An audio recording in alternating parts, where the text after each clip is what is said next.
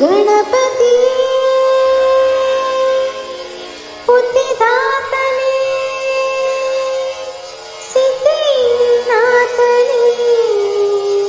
ಸಲಹು ಗಣೇಶನೇ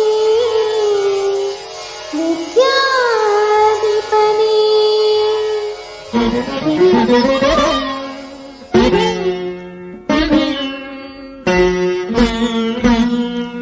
ನೀನಮ್ಮ ಗೆಲುವಾಗಿ ಬಾ